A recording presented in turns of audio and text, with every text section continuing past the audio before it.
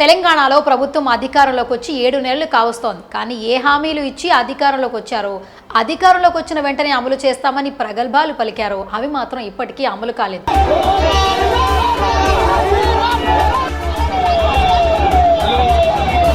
హామీల అమలు విషయం పక్కన పెడితే అంతకు ముందున్న పరిస్థితి కంటే ఇంకా దారుణంగా తయారైంది రేవంత్ సర్కార్లో. గత ప్రభుత్వంలో ఏ నిధులైతే తమకు న్యాయం కావాలంటూ ఆందోళన చేశారో ఇప్పుడు కాంగ్రెస్ ప్రభుత్వంలో కూడా అదే నిరుద్యోగులు గతంలో కంటే ఇంకా తీవ్రంగా ఉద్యమ రూపంలో నిరసనలు చేయాల్సి వస్తోంది. మిమ్మల్ని నిరుద్యోగులను నేను కాపాడుతా, మీకు అండ ఉంటా అని చెప్పిండు. ఇప్పుడు మాకు అండ కాదు కదా, ఏంది లేదు.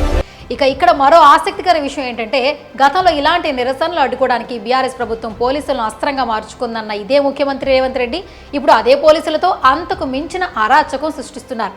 ఆందోళన చేసిన విద్యార్థులపైన విచక్షణంగా ప్రవర్తిస్తున్నారు. మెగా డిఎస్ 25,000 పోస్టులతో నింపుతున్నాడు రేవంత్ రెడ్డి. ప్రతి నియోజకవర్గంలో వెళ్ళి మాట్లాడిన మాట ఇదే. వార్తను కవర్ చేస్తున్న జర్నలిస్ట్ పై కూడా దాడులకు దిగారు. ఒక నియంతలా ప్రవర్తిస్తూ గత పాలకుల కంటే రెట్టింపు అధికార దర్పాన్ని ప్రదర్శిస్తున్నారు. కాంగ్రెస్ అధికారంలోకి వస్తే తెలంగాణలో కరెంటు కష్టాలు వస్తాయని పదే పదే అప్పటి ముఖ్యమంత్రి కేసీఆర్ ఎన్నికల ప్రచారంలో ప్రస్తావించిన ప్రజలు పట్టించుకోలేదు. కానీ అది నిజమని తెలుసుకోవడానికి ఎంతో సమయం పట్టలేదు. కాంగ్రెస్ అధికారంలోకి వచ్చిన మరోసారి రోజు నుంచే గతంలో లేని విధంగా విద్యుత్ సరఫరా పోతూ వస్తూ అనే చిన్న తరహా వ్యాపారస్తులకు ఇబ్బంది పెట్టింది. ముఖ్యంగా కోళ్ల ఫారం నిర్వాహకులైతే తలలు పట్టుకున్నారు.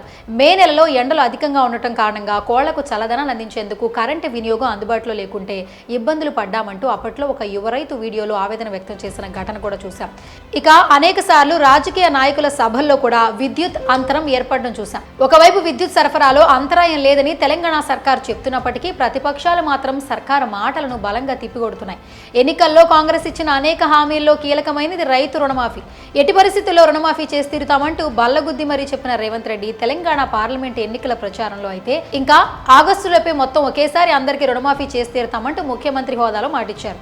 అయితే ఇంకా నెల రోజుల గడువు మాత్రమే ఉండగా పూర్తి స్థాయిలో ముందుకు కదలేదు. అప్పుడు అందరికీ రుణమాఫీ చేస్తామని చెప్పి ఇప్పుడు మాత్రం ఆదాయ పన్ను కట్టే వారికి వర్తించదనే దిశగా అడుగులు వేస్తున్నారు. అంతేకాదు మరికొన్ని నిబంధనలు చేర్చే దిశగా అడుగులు పడుతున్నాయి. దీంతో చెప్పేదొకటి చేసేదొకటి అన్న చందంగా మారింది ప్రభుత్వ తీరు. ఇక 4,000 పెన్షన్ మహిళలకు 2,800 పథకాలు అయితే ఇంకా ఎప్పుడు అమలు చేస్తారో కూడా తెలియని పరిస్థితి.